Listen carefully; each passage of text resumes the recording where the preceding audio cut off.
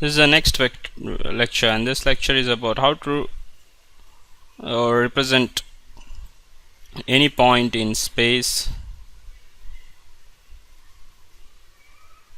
using a circular cylindrical coordinate system, or simply cylindrical coordinate system.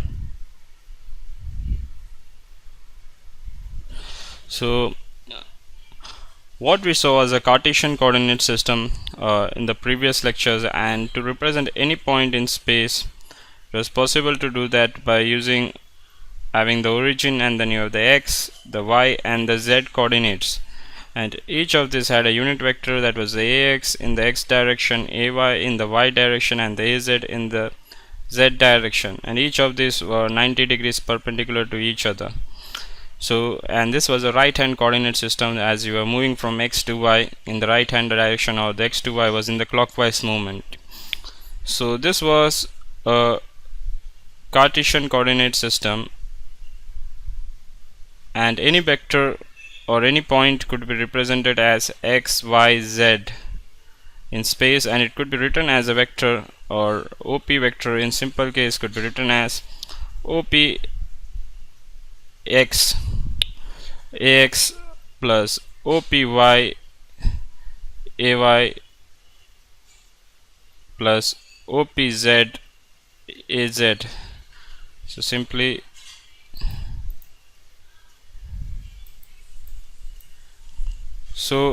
that was how it was possible to represent that in what was all about the Cartesian coordinate system. So now we will go into a cylindrical coordinate system. So when you are considering the cylindrical coordinate system, you will be representing any point in space using something like a cylinder and two planes. So what are these planes? So if you are considering a simple O diagram, then these are my x. This is how I am representing 3 points in space. This is my Cartesian coordinate system, to be perfect. So this is what I am having, a plane of z. If I am having a point z, this is my plane, which is z, which is everything that is above, and then I can have an angle of phi, which is again a plane. So if I want to represent this point here, it's possible to do that. It's lying at x and it's lying at an angle phi from here, which is a plane, and then I can have a cylinder at a distance of rho. So this plane will be going in this direction. It will be going in this direction of the phi, the angle phi. This is not up to scale, this is just for representation, but by taking a rho I can easily represent that. So this rho will be something like a cylinder.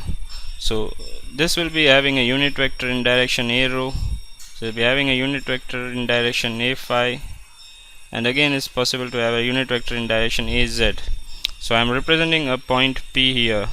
So if I am getting what is my phi, or what is my rho, and what is my z, it's easily possible to represent any point in space.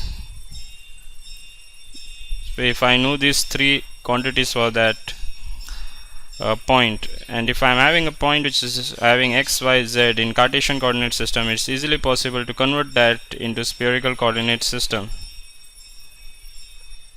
which we will see soon. So this is how to represent any point in a spherical coordinate system. Just correcting, the phi will vary in this direction because the angle will be varying in this direction, so that will be the direction of the unit vector of phi, and this will be the unit vector of rho. So again, drawing a more clear picture, it's possible to simply give what is to simply, if we are giving taking the reference, we will get simply x, y and z, and I'm having my phi, so this is my angle phi, and then I'm having a rho, so this is my rho, and based on my z, this is my point P in space.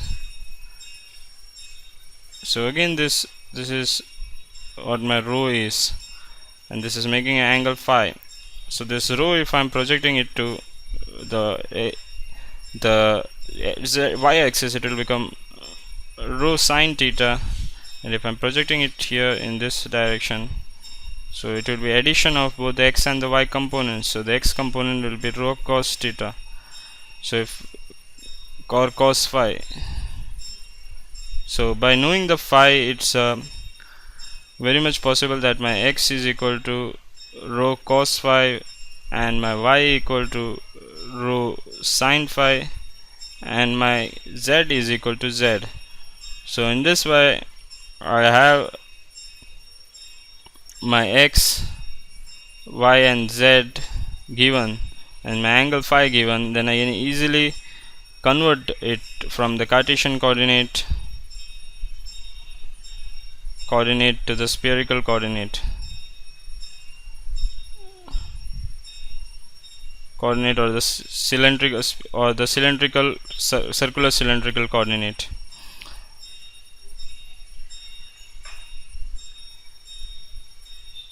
So this was again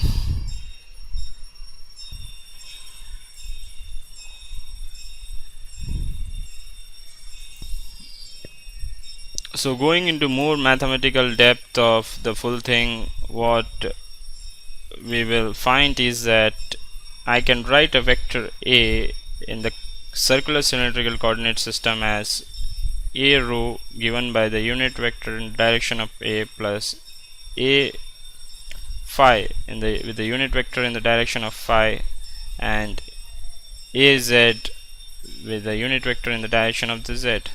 So if I am having a vector which is given by A in the Cartesian coordinate system as ax into ax plus ay into ay plus az into az. So how to convert that to the spherical coordinate system? So to find out the constant a rho, it can be found out as, if you are finding the unit vector a rho, it can be given as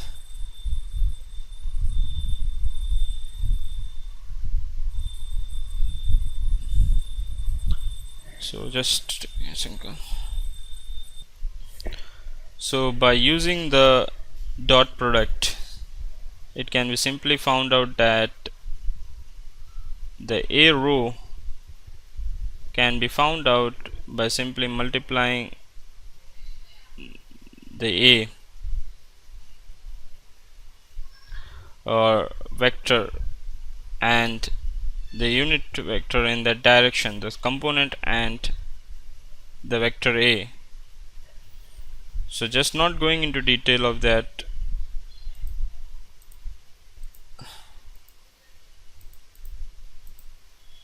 and stopping here, we can say that it's possible to represent a vector a in the Cartesian coordinate system as ax a plus ay plus az, and in the spherical coordinate system the same vector can be represented as a rho plus a phi unit vector plus az into az unit vector. So that's how you are representing the same vector in both the Cartesian coordinate system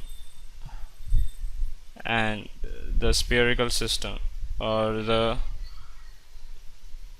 circular cylindrical system.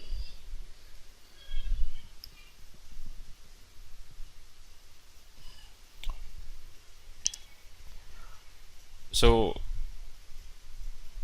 a rho can be given as the vector A into the unit component in that direction, which is a rho.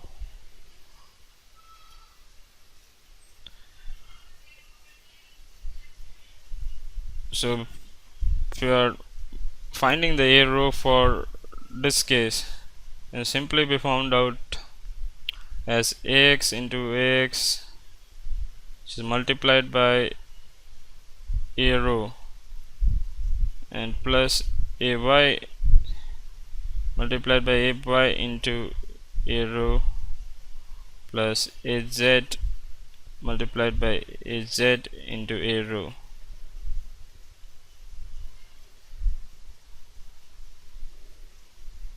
Which we took, and this will become 0 in any case because the angle between these two